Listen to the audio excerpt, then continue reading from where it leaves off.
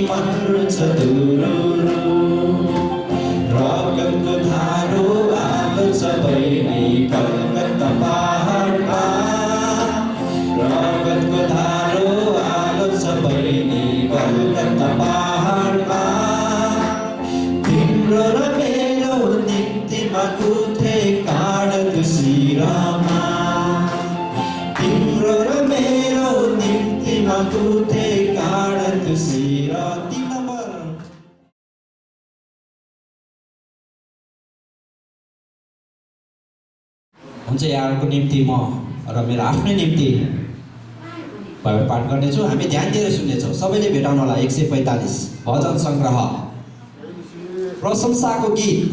हे परमेश्वर मेरा राजा, म तपाईँको नाउँ उच्च पार्दछु। म तपाईँको नाउँको सदा सर्वदा प्रशंसा गर्नेछु। प्रतिदिन म तपाईँको प्रशंसा गर्नेछु र सदा सर्वदा म तपाईँको नाउँको स्तुति गर्नेछु।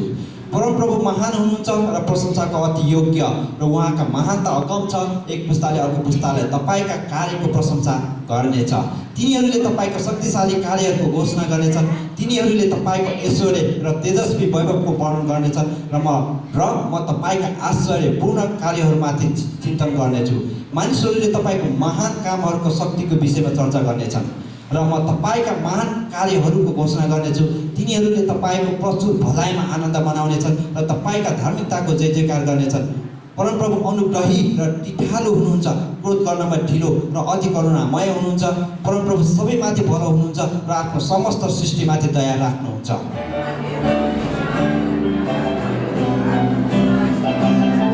हालेलुया, स्तुति महिमा सर्वदा येशू प्रभुलाई दिन्छ। हालेलुया, स्तुति महिमा सर्वदा येशू प्रभुलाई दिन्छ।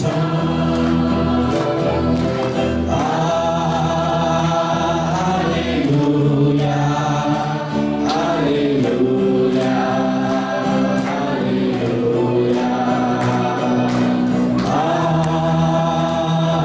हालेलुया, हालेलुया, हालेलुया। क्रुसको बलिदानमा रगत बहाउनुभयो। क्रुसको बलिदानमा रगत बहाउनुभयो।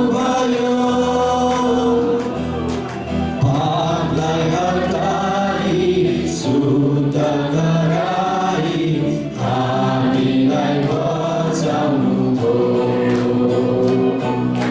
पापलाई हटाई शुद्ध गराई हामीलाई बचाउनुभयो। जिउँदो छ येशू, जिउँदो छ मेरो मनमा येशू, जिउँदो छ। सङ्कटमा मेरो सहारा हो। येशू सधैँ जिउँदो छ। जिउँदो छन् येशू, जिउँदो छन्। जिउँदो छन् येशू, जिउँदो छन् मेरो मनमा येशू, जिउँदो छन्। सङ्कटमा मेरो सहारा हो।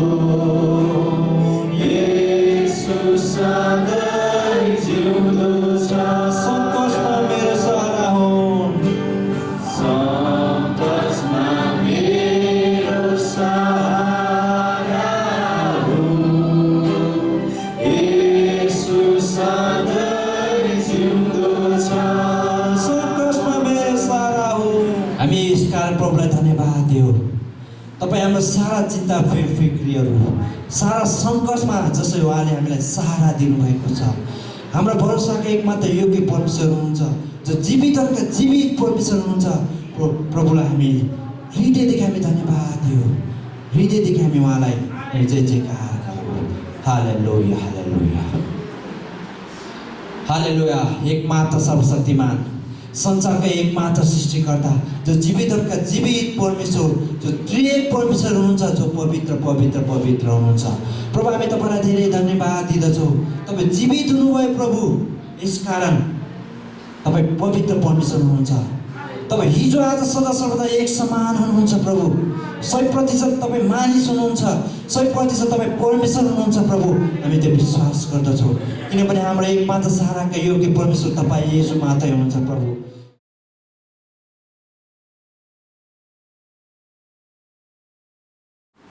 हुन्छ सबैलाई जय मसीह र एक आपसमा पनि हामी जय मसीह भनौँ।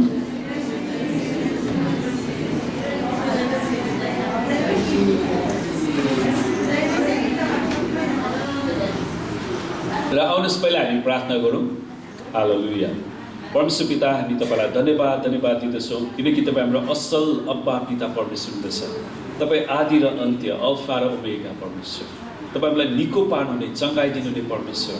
प्रभु हामी प्रार्थना गर्छ आजको यस सुन्दर बिहानी प्रभु तपाईँ आउनुहोस्, राम्रो मण्डलीको सिंहासनमा विराजमान हुनुहोस् र आजको सङ्गतिको अध्यक्षता प्रभु हजुरले गर्नुहोस्।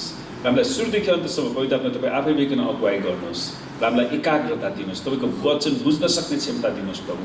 अनि प्रभु जसरी तपाईँको वचन बाँडिन्छ भने हरेकलाई तपाईँको आत्माले छुनुहोस् र हरेकलाई स्वतन्त्र बनाउनुहोस् प्रभु। तपाईँको महिमाले भन्नुहोस् येशूको नाम।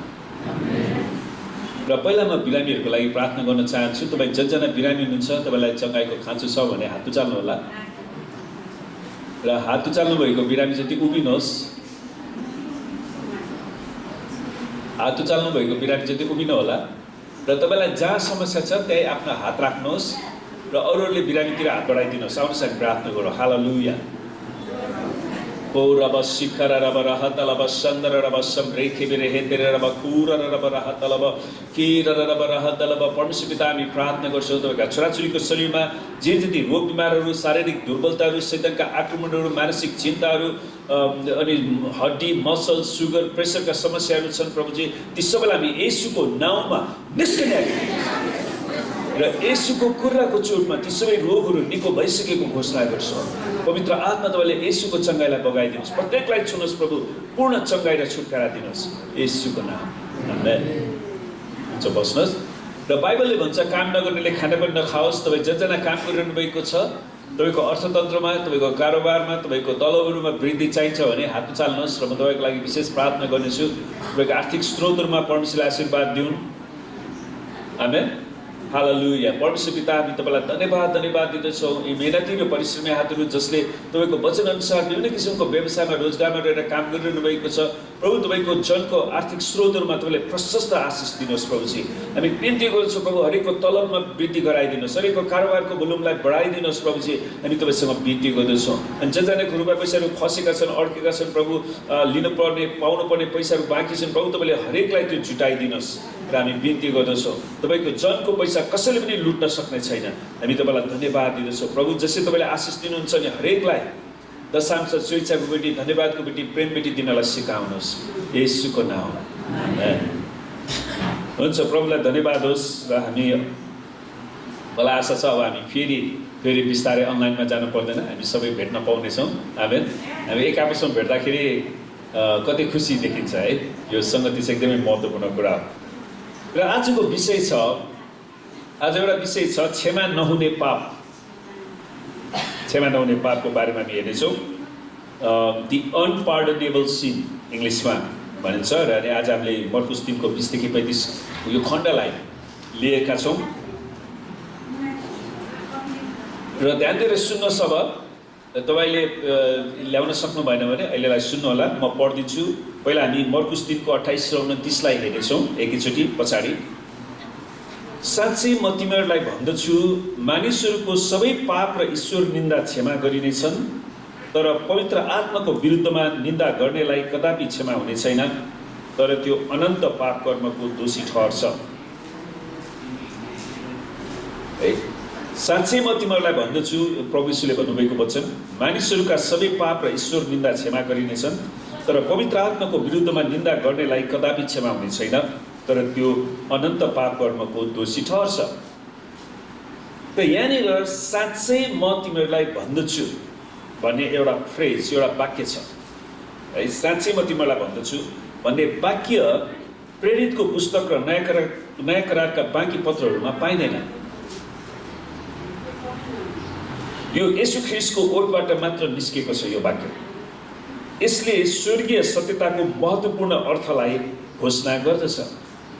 यो क्षमा नै पाउन नसकिने पापबारे सुन्दा हामीलाई छक्क लाग्न सक्छ कि हामीले यो सुनेका छैनौँ र परमेश्वरले सबै पापीहरूलाई क्षमा गर्नुहुन्छ।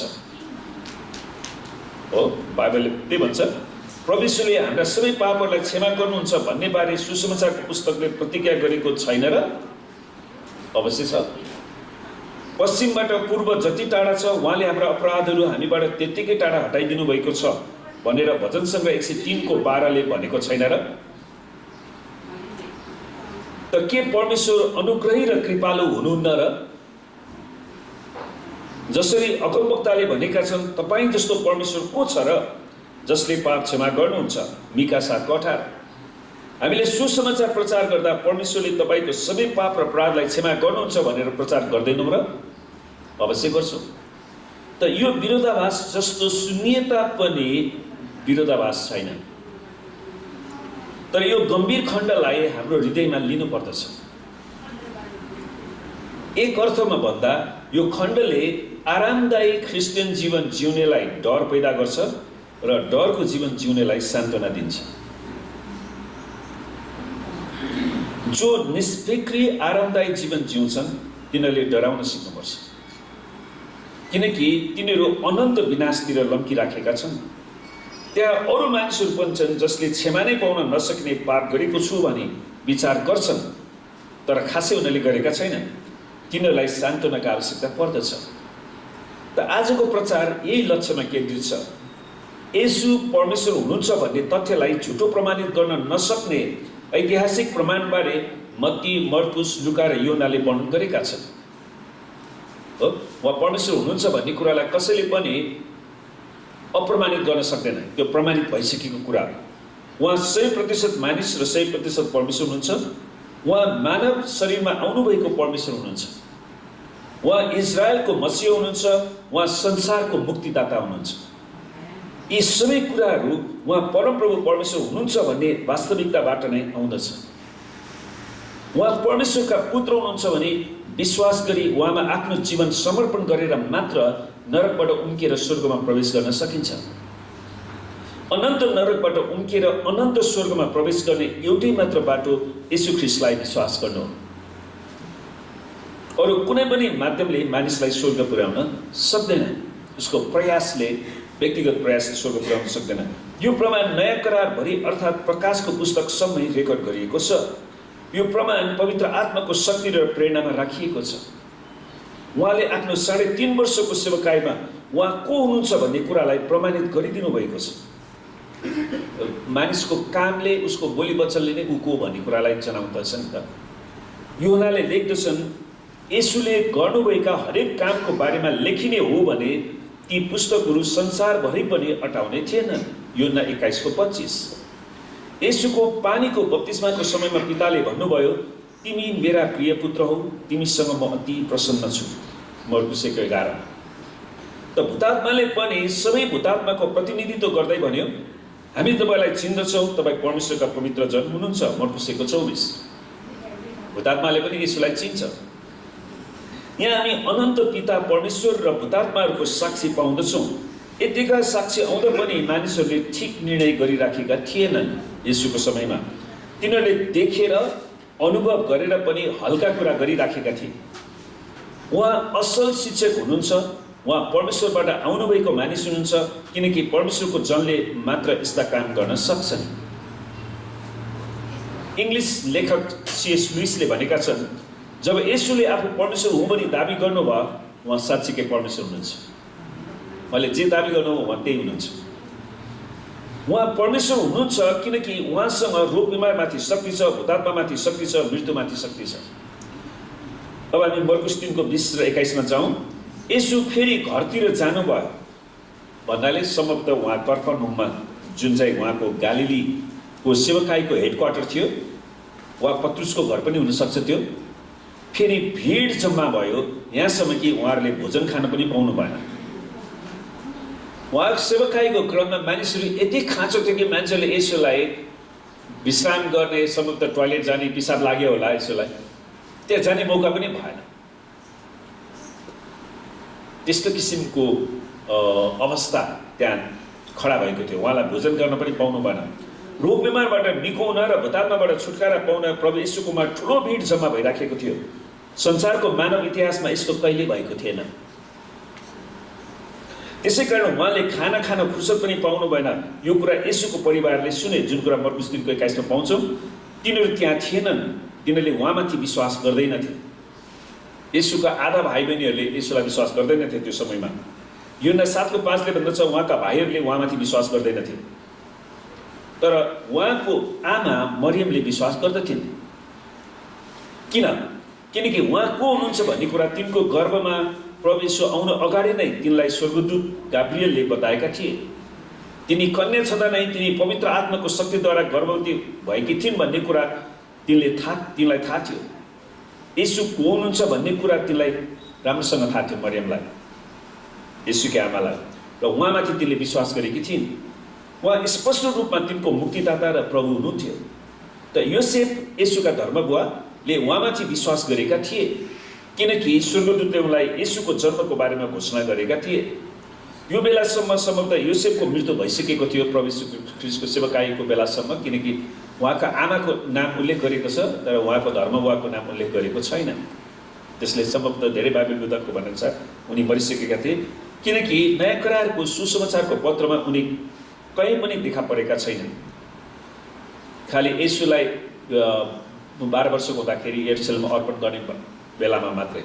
तर उहाँको आधा भाइ बहिनीहरू, काका काकीहरू र तिनीहरूका छोराछोरीहरू जीवित नै थिए। यिनीहरू कसैले पनि उहाँमाथि विश्वास गर्दैनथे। येशूको सामने ठुलो भिड भेला भएको बारे येशूका परिवारले सुन्छन् र उहाँलाई लैजानलाई उनीहरू निस्किए, किनकि उहाँको मन ठेगानमा छैन भनी उनीहरूले भन्थे। प्रभु यीशु ख्रीष्टको जिनमा जुन किसिमको सेवा भइराखेको थियो, उनीहरूले परमेश्वरले के काम गर्दै हुनुहुन्छ भनेर बुझ्न सट्टा यसको दिमाग बिग्रिएछ भन्थे। तिनीहरू कफरनहुमको नजिकै नाजरतमा थिए। तिनीहरूले प्रभु यीशुलाई पछ्याइरहेका थिएनन्। नयाँ करारले भन्दछ कि तिनीहरूको अविश्वासको कारण नाजरतमा उहाँले आश्चर्य कर्म गर्नु भएन। त्यसैले जहाँ विश्वास गरिँदैन, जहाँनिर उनीहरू शङ्का गर्छ, त्यहाँ परमेश्वरले आफ्नो काम गर्नुहुन्न। किनकि नाजरतमा नै तिनीहरूले उहाँलाई टाकुरामा लगेर उहाँलाई तलतिर खसालिदिन खोजेका थिए, जुन कुरा लुका 4:28 देखि 30 मा पाउँछ। त्यहाँ यस्ता व्यक्तिहरू थिए जसले मानव शरीरमा आउनुभएको सृष्टिकर्ता परमेश्वरलाई टाकुराबाट खसालेर हत्या गर्न खोजेका थिए। उहाँलाई लैजानलाई उनीहरू निस्के को अर्थ तिनीहरू उहाँलाई कब्जा गरेर राख्न चाहन्थे। त मर्कुस 3:31 देखि 32 पदलाई पनि हामी हेरौँ। मरियम आइन् किनकि तिनलाई सत्यता थाहा थियो र तिनको सुरक्षित प्रभाव पार्न चाहन्थिन्। तिनले आफ्नो छोरा येशू ख्रीष्टलाई सुरक्षा दिन चाहन्थिन्। सम्भवतः उहाँका भाइहरू त्यहाँ आएर बाहिरै खडा भए र उहाँलाई डाकी पठाए। भिड उहाँको वरिपरि बसिरहेको थियो र तिनीहरूले उहाँलाई भने, हेर्नुहोस्, तपाईँकी आमा र तपाईँका भाइहरू तपाईँलाई बाहिर खोज्दैछन्। अनि उहाँले तिनीहरूलाई जवाफ दिएर भन्नुभयो, मेरी आमा र मेरा भाइहरू को हुन्? उहाँले तिनीहरूलाई नचिनेर त्यसो भन्नुभएको होइन नि, हो र? होइन, अवश्य होइन। तिनीहरू को हुन् भनी उहाँले तिनीहरूलाई चिन्नुभएको थियो। त्यति मात्र होइन, उहाँले तिनीहरूलाई प्रेम पनि गर्नुहुन्थ्यो। वास्तवमा प्रभु यीशुले पुनरुत्थानपछि तिनीहरूले उहाँलाई विश्वास गरे। येशू ख्रीष्टको पुनरुत्थानपछि येशूका भाइ बहिनीहरू सबैले विश्वास गरे। जसरी लेखिएको छ, कतिजना स्त्रीहरू र येशूकी आमा मरियम अनि उहाँका भाइहरूका साथ यिनीहरू सबै एक मनका भएर निरन्तर प्रार्थना गरिरहन्थे। प्रेरित 1:14 त्यसरी पुनरुत्थानपछि चाहिँ येशूको आधा भाइ बहिनीहरू पनि विश्वास गरे। किन मैले आधा भाइ बहिनी भनेको? किनकि तिनीहरू चाहिँ योसेफपट्टिबाटको सन्तान थिए। येशू ख्रीष्ट चाहिँ परमेश्वर पिताको पवित्र आत्माको शक्तिद्वारा जन्मिनु भएको थियो, त्यसैले त्यो भनेको। तिनीहरू पहिलो मण्डलीका सदस्यहरू बन्दै थिए। उहाँले तिनीहरूलाई परमेश्वरको राज्यमा प्रेम गर्नुभयो र आफ्नै आमालाई क्रुसमा मर्दै गर्दा चेला यूहन्नाको सभामा हेरविचार गर्न सुम्पिनु भयो। त यूहन्नालाई प्रभुले भन्नुभयो, हेर तिम्रो आमा, अनि यूहन्नालाई अनि मरियमलाई पनि भन्नुभयो, हेर तिम्रो छोरा। अनि त्यो दिनदेखि चाहिँ मरियमलाई यूहन्नाले लगेर हेरविचार गर्छन्, किनकि यहुदी घरानामा बुवा आमाहरूलाई हेरविचार गर्ने पहिलो जिम्मेवारी चाहिँ जेठो छोराको थियो। अब हाम्रो नेपालमा पनि त्यही हुनुपर्ने हो, तर बाबुआमाले आफ्नो खुसीमा कोही कान्छोकोमा गएर बसिरहेको हुन्छ, कोही छोरीकोमा गएर बसिरहेको हुन्छन्, होइन, वृद्ध अवस्थामा। तर यहुदीहरूको चलनमा चाहिँ जेठो छोराले वृद्ध भएपछि गर्नुपर्ने हो। अब येशू ख्रीष्ट क्रुसमा मरेर अब बौरी उठेर जाँदै हुनुहुन्थ्यो, त्यसैले उहाँले आफ्नो आमालाई अल्पत्र पार्नु भएन। वृद्ध आमालाई उहाँले यूहन्नाको साथमा चेलाकै साथमा सुम्पिनु भयो ल यूहन्ना तिम्रो आमा है राम्रोसँग हेरविचार गर्नु भनेर उहाँले त्यो दिनुहुन्छ। यसपछि उहाँले तिनीहरूसितको शारीरिक नाता अन्त्य भएको र जसले उहाँसित आत्मिक सम्बन्ध विकास गरेका छन् तिनीहरू नै उहाँको वास्तविक नाता भएको घोषणा गर्नुहुन्छ। त्यसैले जसले येशू ख्रीष्टसँग व्यक्तिगत सम्बन्ध राख्दैन उनीहरूसँग कुनै नाता रहेन। र आफ्नो वरिपरि चारैतिर हेरेर उहाँले भन्नुहुन्छ, हेर यी नै मेरी आमा र मेरा भाइहरू, मर्कुस 3:34-35। किनकि तिनीहरू मेरा चेलाहरू हुन् र तिनीहरूसँग मेरो साँचो सम्बन्ध छ, किनकि उनीहरूले येशूको वचनको अधीनमा उनीहरू आएका थिए। किनकि तिनीहरूले मलाई प्रभु र मसीह भनी विश्वासका साथ स्वीकारेका छन्। किनकि जसले परमेश्वरको इच्छा पालन गर्छ त्यो नै मेरो भाइ र मेरी बहिनी र मेरी आमा हुन्। आमेन। मर्कुस 3:35। त्यसैले यो नै हाम्रो सम्बन्धको आधार हो क्या खास। जसले परमेश्वरको वचनको अधीनमा बस्छ उनीहरू नै हाम्रो दाजुभाइ दिदीबहिनी हुन्। जसले परमेश्वरको वचनको विरुद्धमा जान्छ, परमेश्वरको परिवारलाई फुटाउँछ, परमेश्वरको मण्डलीलाई गिराउँछ, गुटबन्दी गर्छ, तिनीहरू हाम्रो परिवार होइनन्। उनीहरू शैतानका। परमेश्वरसँग नक्कली सम्बन्ध विकास गरेर केही पनि फाइदा छैन। नक्कली सम्बन्ध, देखावटी सम्बन्धको केही फाइदा छैन। किनकि उहाँले भन्नुहुन्छ, मेरो पिताको इच्छा यो कि पुत्रलाई हेर्ने र उसमाथि विश्वास गर्ने प्रत्येकले अनन्त जीवन प्राप्त गरोस्। यूहन्ना 6:40। पिताको इच्छा के त? पुत्रलाई हेर्ने, येशू ख्रीष्टलाई हेर्ने, अर्थात् उहाँमाथि गम्भीर रूपमा विश्वास गरेर अनन्त जीवन प्राप्त गर्नु। येशूले भन्नुहुन्छ, मेरो वरिपरि बस्ने केही मानिसहरूले त्यो गरेका छन्, तिनीहरूको मसित गहिरो सम्बन्ध छ। त्यसैले कसले येशूलाई विश्वास गरेका छन् त्यो येशूलाई राम्रो थाहा थियो। मर्कुस 3:22 हेरौँ। व्यवस्थाका शास्त्रीहरू, अब हामी उहाँको परिवारबाट शास्त्रीहरूमा केन्द्रित हुन्छौँ, जसले उहाँलाई झुटा व्यक्ति भनी बताउँछन्। यरुसलेमबाट आएका व्यवस्थाका शास्त्रीहरू, उनीहरूलाई डाहाले जलन भइराखेको थियो क्या। किनकि मान्छेहरू अब शास्त्रीहरूको सभाघरमा जानु सुधा उनीहरू येशूको पछि लागे। सम्भवतः कतिवटा शनिबार त उनीहरूको मण्डली नै खाली भयो होला क्या। कहाँ गयो त हाम्रो मण्डलीको सदस्य? सबै येशूको पछि लाग्यो। उनीहरूलाई रिसले चुर भइरहेछ। यो येशूले गर्दाखेरि हाम्रो मण्डली खाली बनाइदियो। किनकि उनीहरूसँग परमेश्वरको वचनको ठोस शिक्षा थिएन नि, उनीहरूसँग चङ्गाई थिएन, छुटकारा थिएन, केही पनि थिएन नि। सुन्नुहोस्, भेडा कहाँ जान्छ? जहाँ खर्क हुन्छ हो। जहाँ खर्क छैन त्यहाँ भेडा हुँदैन। त्यसैले यी व्यवस्थाका शास्त्री उनीहरू रिसले चुर भइराखेका थिए। सम्भवतः उनीहरूको मण्डलीको भेटी पनि घटेर अब कोही पनि नभएपछि कसले भेटिदियो। त्यसैले उनीहरू येशूसँग चिडेका थिए है। अनि यो वाक्य बुझ्न महत्त्वपूर्ण छ, किनकि तिनीहरू यरुसलेम सहर इजरायलको अधिकारको केन्द्र थिए। वास्तवमा उनीहरूले तिनीहरूमाथि शासन गर्थे। तिनीहरू कुलीन वर्ग, उच्च घरानाका व्यक्तिहरू थिए। तिनीहरू यहुदी धर्मका उच्च शिक्षकहरू, विद्वानहरू, परमेश्वरको पिछा गरिराखेका थिए। तिनीहरूलाई उहाँको शिक्षा, वचन र सेवकाईका कामहरू मन परेको थिएन, किनकि परमेश्वरले उनीहरूको गलत शिक्षालाई पर्दाफास गरिरहनु भएको थियो। तिनीहरू उहाँलाई कसरी नाश पारौँ भनी फरिसीले तुरुन्तै हेरोदीहरूसँग उहाँको विरुद्धमा मतो गरे। हुन त फरिसीहरू र हेरोदी पनि मिलाप चाहिँ थिएन क्या। उनीहरू फरिसीले आफैलाई कट्टर हामी पवित्र परमेश्वरको वचनसाथ चल्ने भन्थे। हेरोदीहरू चाहिँ हेरोदियनहरूसँग उनीहरूको अलिकति सरकारसँग मिल्ने, अलिकति सम्झौता गर्ने, अलि अपवित्र जीवन पनि जिहाल्ने, ती सबै खालको सोच थियो। तर येशूलाई हत्या गर्नको लागि चाहिँ उनीहरू तिनीहरूसँग मिल्न सहमति भए। मर्कुस 3 छ। तर उहाँ सबै ठाउँमा सुसमाचार प्रचार गर्न गइरहनु भयो। परमेश्वर जताततै जानुभयो। मर्कुस 1:28 भन्छ, अनि चाँडै नै येशूको कीर्ति गालिलको इलाका वरिपरि चारैतिर फैल्यो। अर्थात् गाउँ गाउँ, बस्ती बस्ती, सहरी क्षेत्रहरू जताततै उहाँका आश्चर्यकर्महरू, दाबीहरू, राज्यको सुसमाचार, मुक्तिको सुसमाचारहरू फैलिएको थियो। तर त्यहाँका अगुवाहरूले नकारात्मक रूपमा प्रतिक्रिया जनाए। अन्त्यमा यो खबर यरुसलेमसम्म पुग्यो। यो कुरा बुझ्न यरुसलेमका केही प्रतिनिधिहरू पठाए। यरुसलेमबाट आएका फरिसीहरू र शास्त्रीहरू येशूको चारैतिर भेला हुन्छन् अनि मर्कुस 7:1मा त्यो कुरा पाउँछ। अन्त्यमा तिनीहरूले उहाँलाई यरुसलेममा डोर्याएर रोमी सरकारद्वारा क्रुसमा टाँगिनको निम्ति छाप लगाए। उनीहरूले त्यो मत गरे। यही उद्देश्यको निम्ति फरिसीहरू र शास्त्रीहरू आएका थिए। सुन्नुहोस्, परमेश्वरको सेवक, परमेश्वर पुत्र, परमेश्वर आफैलाई, परमेश्वरको दासहरूलाई इतिहासभरि नै ती निश्चित व्यक्तिहरूले क्रुसमा टाग्ने निर्णय गरिराखेका हुन्छन्। यो विवरणलाई मत्तीले 12:24 देखि 32 र लुकाले 11:14 देखि 23 पनि वर्णन गरेका छन्। फरिसीहरू र शास्त्रीहरूले यसुले शैतानको शक्तिद्वारा भूत पाउँछ भनी लगाएको आरोपलाई मत्तीले 9:34 उल्लेख गर्छन्।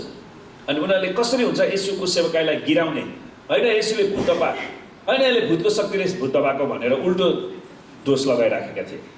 त फरिसी र शास्त्रीहरूको निम्ति यसुको विरुद्ध मानिसहरूलाई बहकाउन यो आरोप चाहिँ मन्त्र नै बनेका थिए। यसले भूतात्माको शक्तिद्वारा काम गरिरहेछ भनेर उनीहरूले त्यसलाई मन्त्र जस्तै प्रयोग गरे। यो आरोप आत्मिक रूपमा ज्यादै घातक थियो। तिनीहरूले यो आरोपलाई अन्तिम इन्साफ, अन्तिम घोषणा जस्तै बनाए कि उहाँले भूतहरूको मालिक बालजिबुलद्वारा आश्चर्य कर्म गर्दछ। त कसरी हुन्छ यसुको सेवकाईलाई गिराउनको लागि झुटा आरोप यसुको विरुद्धमा उनीहरूले लाउँछन्। त तिनीहरूले यसु ख्रीष्टको अलौकिक सेवकाईको व्याख्या गर्न यो आरोप लगाएका थिए। किन यसुले अलौकिक यस्तो आश्चर्य कर्म गर्न सक्नुभयो त? किनकि यसुसँग भूतात्माको शक्ति छ भनेर उनीहरूले त्यो कुरा लगाउँछन्, यो फरिसी र सदुकीहरू। त यसुसँग भूतात्मामाथि शक्ति छ भन्ने कुरा तिनीहरूलाई थाहा थियो, जो तिनीहरूसँग थिएन। तर परमेश्वरको सेवकाई परमेश्वरको शक्तिद्वारा गरिएको छ भन्ने कुराको घोषणा गर्न तिनीहरू अनिच्छुक थिए। उहाँ परमेश्वरको सेवक हुनुहुन्छ भनेर घोषणा गर्न चाहेनन् उनीहरूले। जुन कुरा फरिसी निकोदेमसले गरेका थिए, उनले भन्छन् तपाईँ परमेश्वरबाट आउनु। तर सबै फरिसी त्यस्तो थिएन। फरिसी निकोदेमसको सर्कलको केही फरिसीहरूले चाहिँ निचोड गरे। उनीहरूले यसुको वचन सुने, यसुको सेवकाईलाई देखे, अनि त्यसपछि राति दिउँसो आउन अलिकति अप्ठ्यारो हुन्। राति सुटुक्क यसुकोमा आएर उसले भन्छ तपाईँ परमेश्वरबाट आउनुभएको शिक्षक हुनुहुन्छ, किनकि परमेश्वर साथमा हुनु भएन भने तपाईँले गर्नुभएका इच्छिनहरू कसैले गर्न सक्दैन। अनि फरिसीलाई त्यो कुरा थाहा थियो, फरिसी निकोदेमसलाई त्यो कुरा थाहा थियो। अनि उसले त्यो कुराको घोषणा गर्छन्। तर किनकि निकोदेमसको सेवकाईमा पनि कुनै त्यस्तो आश्चर्य कर्म भएको थिएन जुन यसुकोमा भएको थियो, त्यसैले यो परमेश्वरबाटको हो भनेर उनी निचोडमा आएका थिए। तर फरिसीहरूको अर्को जमातले यसुलाई सैतानिक अर्थात् बालजिबुलको सेवकाई भनी आरोप लगाएका थिए। बालजिबुल शैतानको अर्को नाम थियो, जसलाई तिनीहरूले भूतहरूका मालिक भन्ने गर्थे। लुकाले पनि यसलाई बालजिबुल भूतहरूका मालिक भनी उल्लेख गरेका छन्। लुका 11:15 बालजिबुल शब्द पुरानो करारमा 5 चोटि उल्लेख गरेको छ। पुरानो करारमा बिलजुबल छ, यसलाई बिलजुबल बालजुबल भनेर दुवै प्रकारले अनुवाद गरेको छ। बालजिबुल शब्द सम्भवतः बाल शब्दबाट आएको छ, जसको अर्थ प्रभु हो, जसलाई फिलिस्टियामा भएको एक्रोनका बासिन्दाले आफ्नो देउताको रूपमा मान्दथे उनीहरूले। है, दोस्रो राजा 1:2-6 पाइन्छ। यसलाई एक्रोनको देउता पनि भनिन्छ बाललाई। अनि बालको अर्थ डाँडाको देउता, बालको अर्थ चाहिँ डाँडाको देउता हो।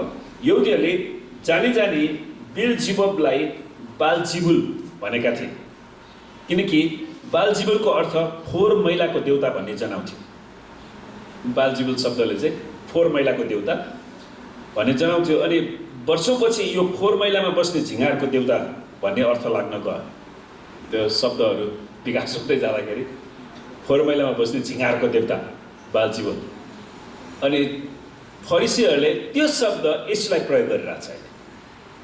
हेर्नुहोस् त, यी कुराहरूलाई आधार बनाएर इजरायलका धर्मका अगुवाहरूले परमेश्वरका पुत्र येशू ख्रीष्टलाई बालजिबुलको सेवक वा दास भनी उहाँको एकदमै तुच्छ रूपमा चरित्र हत्या गरे। अनि वर्तमान समयका मानिसहरूले प्रभु येशूलाई विश्वास नगरे तापनि तल्लो स्तरको कुवचन बोलेका छैनन्, कमसेकम अहिलेको मानिसहरूले। है, वर्तमान समयका नास्तिकहरूले पनि त्यति साह्रो गिरेर बोलेका छैनन्, येशूलाई एकदमै हुचाएर बोलेका छैनन्। तर फरिसी र सदुकीहरूले त्यो बेलामा त्यति गिरेर उनीहरू बोले, किनकि येशू ख्रीष्टले उनीहरूको सबै गलत कुरालाई, भ्रष्टाचारलाई चाहिँ पुरै पर्दाफासै गरिदिनु भयो क्या। अनि उनीहरू सहनै नसक्ने भयो। अनि कसरी हुन्छ यसुलाई गिराउनको लागि सबै कुरा उनीहरूले भनी पठाए। मर्कुस 3:23 भन्छ उहाँले तिनीहरूलाई आफू कहाँ बोलाउनु भयो। उहाँलाई तिनीहरूको पृष्ठभूमि थाहा थियो, तिनीहरूलाई कुन शिक्षाको खाँचो छ भन्ने पनि थाहा थियो। यसै कारण तिनीहरूलाई दृष्टान्तहरूमा उहाँले सिकाउनु भयो, जसको अर्थ उदाहरण, सादृश्य, समानता गरेर उहाँले देखाउनुहुन्छ।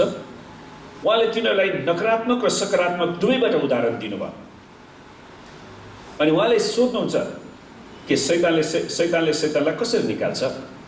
शैतानले शैतानलाई निकाल्न सक्छ? 3:23 असल शिक्षकहरूले प्रश्नहरू सोध्छन्, यो हुनै नसक्ने कुरा हो। शैतानले प्रायः जसो गोप्य रूपमा काम गर्छ। शैतानको काम त काला जादु हो है। उनीहरू त अन्धकारमा कसैले नदेखिकन सुटुक्क गोप्य रूपमा गर्ने काम हो। तर प्रभुको उपस्थितिमा शैतान लुक्न सकेन। हुतात्माहरू चिच्याउने गर्थे। शैतान पनि आफ्नो राज्यलाई जोगाउनको निम्ति धेरै चलाक छ। त्यसैले त प्रभुले भन्नुभयो, कुनै राज्यको आपसमा फुट भयो भने त्यो राज्य टिक्न सक्दैन। त्यसै नै कुनै घरको पनि आपसमा फुट भयो भने त्यो घर टिक्न सक्ने छैन। यदि शैतानले शैतानकै विरुद्धमा खडा भएर फाटो ल्याएको छ भने त्यो टिक्न सक्दैन, तर त्यसको अन्त्य आइसकेको हुन्छ। शैतानले परमेश्वरको कामलाई भत्काउन चाहन्छ, तर उसले आफ्नै कामलाई भत्काउन चाहँदैन। अब सकारात्मक उदाहरणमा जाउँ। कसैले बलियो मानिसको घरमा बसेर उसको धनमा लुट्न सक्दैन जबसम्म त्यसले त्यो बलियो मानिसलाई पहिला बाँध्दैन। तब पो त्यसले उसको घर लुट्न सक्छ। 3:27 त यहाँ प्रभुले भन्न खोज्नु भएको कुरा चाहिँ उहाँ शैतानभन्दा बलियो हुनुहुन्छ। संसारमा एउटै व्यक्ति मात्र शैतानभन्दा बलियो छ, त्यो परमेश्वर मात्र हुनुहुन्छ। अनि येशू परमेश्वर हुनुहुन्छ। यहाँ उल्लेख गरिएको त्यो बलियो मानिस शैतान हो। त्यसको सम्पत्ति के हो त? वास्तवमा त्यसको सम्पत्ति छैन नि। त्यसले मानिसलाई फसाएर आफ्नो कब्जामा राखेको छ। तिनीहरूलाई शैतानको हातबाट छुटकारा दिन शैतान र त्यसको शक्तिलाई येशूको नाउँमा बाँध्न पर्दछ। किनकि येशू शैतानभन्दा शक्तिशाली हुनुहुन्छ। उहाँले त्यसको अन्धकारको राज्यमाथि विजय हासिल गर्नुभएको छ, किनकि उहाँ प्रभु र परमेश्वर हुनुहुन्छ। र येशूले भन्नुभयो, साँच्चै म तिमीलाई भन्दछु, मानिसहरूका सबै पाप र ईश्वर निन्दा क्षमा गरिनेछन्, तर पवित्र आत्माको विरुद्धमा निन्दा गर्नेलाई कदापि क्षमा हुने छैन। तर त्यो अनन्त पाप कर्मको दोषी ठहर्छ। त्यो अनन्त पाप के हो त? किनकि उसमा अर्थात् येशूमा अशुद्ध आत्मा छ भने तिनीहरूले भनेका थिए। त्यो चाहिँ डरलाग्दो पाप थियो। तिनीहरूको अनन्त पाप येशूमा अशुद्ध आत्मा छ भने घोषणा गर्नु थियो। यसैको कारण तिनीहरू नरक गए। ती फरिसीहरू वास्तवमा नरक गए, किनकि येशूलाई पवित्र आत्माको अभिषेक आएको थियो। त्यसैले उहाँमा त पवित्र आत्मा हुनु थियो। त्यसैले उनीहरूले पवित्र आत्माको विरुद्धमा पाप त्यसरी गरिराखेका थिए। तपाईँले येशूको विरुद्धमा अनजानमा पाप गर्नुभएको छ भने त तपाईँको पाप क्षमा गरिनेछ, यदि तपाईँले पश्चाताप गर्नुभयो भने है। तर उनीहरूले यो जानीबुझी गरेका थिए। येशूमा भूतात्मा छ भने भन्नु पवित्र आत्माको विरुद्धमा गरिएको ठुलो पाप थियो। कसरी? येशू संसारमा आउँदा उहाँले भन्नुभयो, पुत्र आफैले केही गर्न सक्दैन, तर पिताले जे गर्नुभएको देख्छ त्यही मात्र गर्छ, किनकि पिताले जे गर्नुहुन्छ पुत्रले त्यसै गर्छ। योना 5:19 येशूको मानव अवतारको अर्थ यही हो। प्रभु येशूले पिताको इच्छालाई पवित्र आत्माको शक्तिद्वारा गर्नुभएको थियो। यसैले येशूलाई शैतानिक भन्नु पवित्र आत्माको विरुद्धमा पाप थियो, किनकि उहाँले पवित्र आत्माकै अभिषेकमा सेवकाई गर्नुभएको थियो। अनि उनीहरूले पवित्र आत्माको अभिषेकलाई शैतान भनेर भनिराखेका थिए। हामी सबैले प्रभु येशूको विरुद्धमा पाप गरेका छौँ र हामी सबैलाई क्षमाको आवश्यकता छ। येशू ख्रीष्टमा निरन्तर रूपमा आफ्नो विश्वास राखिराख्नुहोस् र क्षमा माग्नुहोस्। आमेन। र आउनुहोस् हामी केही समय आँखा चिम्लौँ, हामी परमेश्वरको वचनलाई मनन गरौँ। त्यसपछि हामी आज प्रभु भोज पनि छ, प्रभु भोजमा जानेछौँ।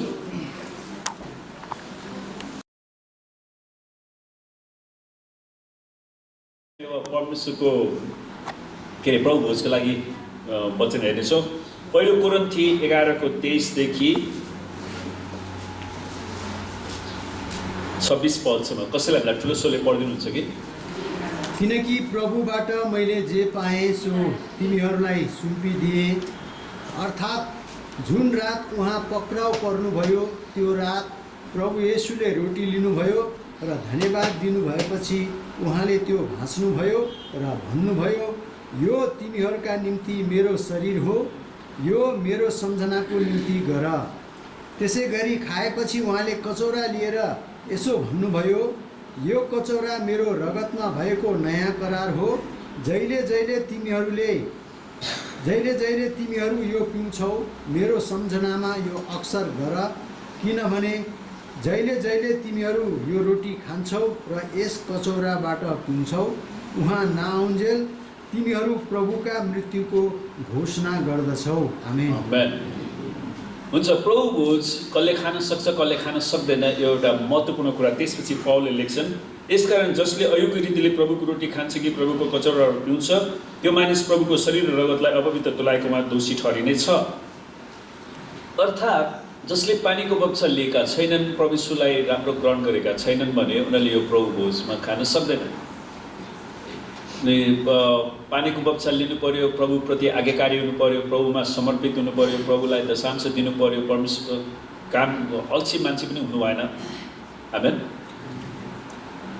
अनि यहाँनिर पौलले लेख्छन्, किनकि प्रभुबाट मैले जे पाएँ सो तिमीहरूलाई सुम्पिदिए, अर्थात् जुन रात उहाँ पक्राउ पर्नुभयो त्यो रात प्रभु यीशुले रोटी लिनुभयो। प्रभु यीशुले नयाँ करार स्थापना गर्नुहुन्छ उहाँ जानुभन्दा अगाडि, क्रुसमा मर्नुभन्दा अगाडि, अनि उहाँले रोटी लिनुभयो र धन्यवाद दिएपछि उहाँले यो भाँच्नुभयो है, यसलाई भाँच्नुभयो। अनि उहाँले भन्छ यो तिमीहरूको निम्ति मेरो शरीर हो, यो मेरो सम्झनाको निम्ति गर। अनि वास्तवमा पुरानो करारमा पनि निस्तार चाडको त्यो थुमालाई बलिदान गरेपछि त्यसको मासु खानु पर्थ्यो बलिदान गर्ने व्यक्तिले। अनि येशू ख्रीष्ट निस्तार चाडको हाम्रो सट्टामा हाम्रो बलिदानको थुमा लिएर जानुभयो, तर हामीले येशूको शरीरको मासुलाई त खाँदैनौँ, अनि कसैले पनि खाएन। उहाँलाई च्यानमा गाडियो, त्यसपछि तेस्रो दिनमा उहाँ बौरी उठ्नुभयो, तर उहाँले यो रोटीलाई उहाँको शरीरसँग सम्बोधन गर्नुभयो, यो तिमीहरूको निम्ति मेरो शरीर हो। अनि वास्तवमा येशूको शरीर, मानव शरीर पनि माटोबाट आएको थियो, अनि यो रोटी पनि कहाँबाट आएको? माटोमै खायो। त्यसैले यसले शरीरको राम्रो प्रतिनिधित्व गर्छ र यसले के जनाउँछ त? प्रभु यीशुले तपाईँ र मेरो पापको निम्ति क्रुसमा आफ्नो शरीरलाई तोड्नुभयो है। अनि त्यसै गरी खाएपछि उहाँले भन्छ यो कचौरा मेरो रगतमा भएको नयाँ करार हो, जहिले जहिले तिमीले पिउँछौ मेरो सम्झनामै अक्सर गर। अनि पुरानो करार अनुसार चाहिँ उनीहरूले हरेकचोटि पाप गर्दाखेरि बलिदान चढाइरहनु पर्थ्यो, तर प्रभु यीशुले मानिसको पापको क्षमाको लागि मानिसकै रगत चाहिन्थ्यो। यस्तो मानिस जो शुद्ध र पवित्र, कहिले पाप नगरेको, त्यो रगतले मात्र हाम्रो पापलाई धुन सक्थ्यो।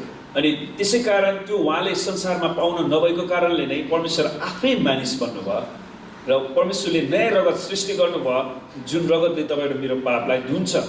अनि हामी येशूको रगतमा सहभागी हुन्छौँ, यसरी हामी परमेश्वरको शरीर र रगतमा सहभागी हुन्छौँ।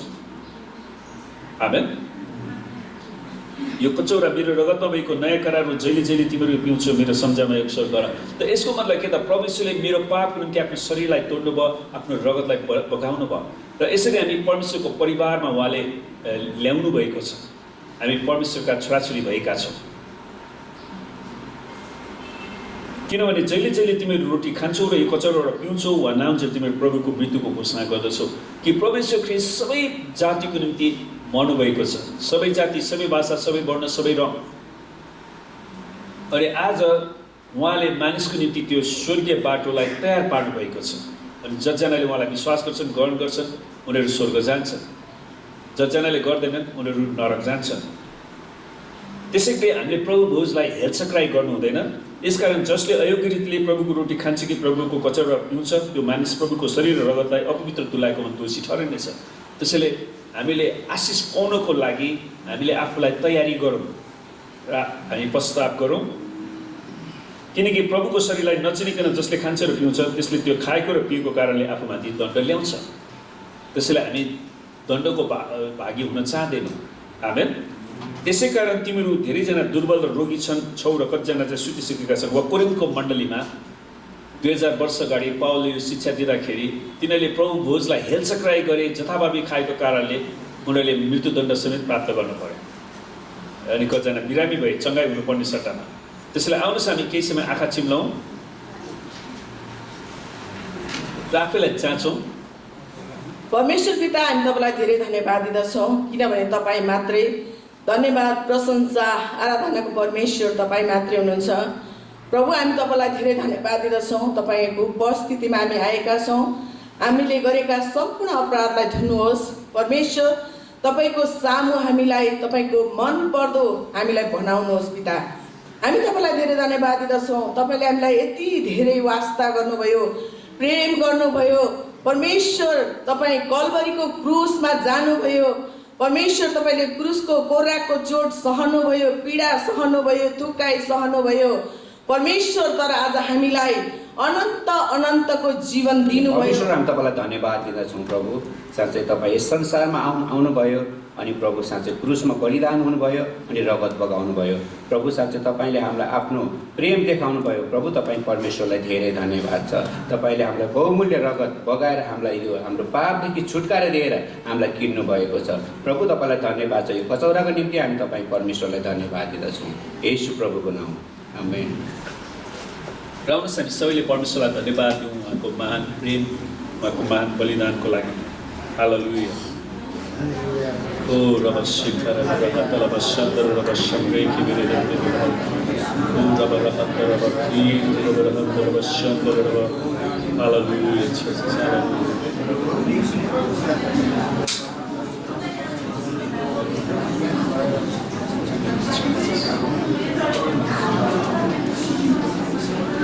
परमेश्वर पिता हामी तपाईँलाई धन्यवाद दिँदछौँ।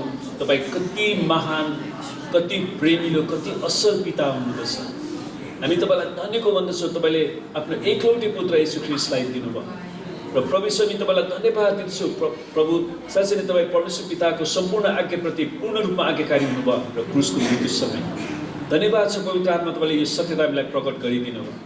प्रभु हामी प्रार्थना गर्छौँ हाम्रो देशमा अझै पनि लाखौँ करोडौँ मानिसहरू छन् जसले तपाईँलाई चिनेका छैनन्। प्रभु उनीहरूलाई तपाईँको राज्यमा डराउनलाई तपाईँले हामीलाई अवसर दिनुहोस् प्रभु। हामी बिन्ती गर्छौँ उनीहरूलाई सुसमाचार प्रचार गर्नलाई सहायता गर्नुहोस् प्रभु। हाम्रो युट्युबमा रेकर्ड भएका वचनहरू उनीहरूले सुन्न सकुन् प्रभु। हामी तपाईँसँग प्रार्थना गर्छौँ यो देशलाई तपाईँले बचाउनुहोस् प्रभु। हामी प्रार्थना गर्छौँ जतिजना आज आउन सक्नु भएन आउने सभामा आउनलाई सहायता गर्नुहोस्। कोही रोगी बिरामी हुनुहुन्छ भने उनीहरूलाई हामी येशूको नाममा चङ्गाइको घोषणा गर्छौँ। कोही घटी कमीमा छन् भने उनीहरू आवश्यकतालाई पुर्याउने आज्ञा दिन्छौँ प्रभु। हरेकलाई सहायता गर्नुहोस् परमेश्वर पिता। हामी प्रार्थना गर्छौँ प्रभु तपाईँले तपाईँको आशिष यस मण्डलीमाथि वर्षाउनुहोस् र हरेकलाई तपाईँले रक्षा गर्नुहोस् प्रभु। हामी प्रार्थना गर्छौँ तपाईँले आफ्नो मुख यस मण्डलीमाथि चम्काउनुहोस् र हरेकलाई अनुग्रह गर्नुहोस् प्रभु। हामी प्रार्थना गर्छौँ तपाईँले आफ्नो चेहरा यस मण्डलीमाथि प्रकाश गरिदिनुहोस्, हरेकलाई शान्तिले भन्नुहोस् प्रभु। र यस मण्डलीमाथि तपाईँको नाउँ मात्र कायम हुन सकेको छ। धन्यवाद छ पिता। यो हप्ताभरिका हाम्रो सेवाकायमा, पढाइमा, काममा, सम्पूर्ण कुरामा आशीर्वाद दिनुहोस् र परमेश्वर पिताको प्रेम, प्रभु यीशु ख्रीष्टको अनुग्रह र पवित्र आत्माको सङ्गति र सहभागिता हामीहरू हरेकसित आजदेखि सदा सर्वदा रहिरहँ येशूको नाम आमेन। सबैलाई जय मसीह।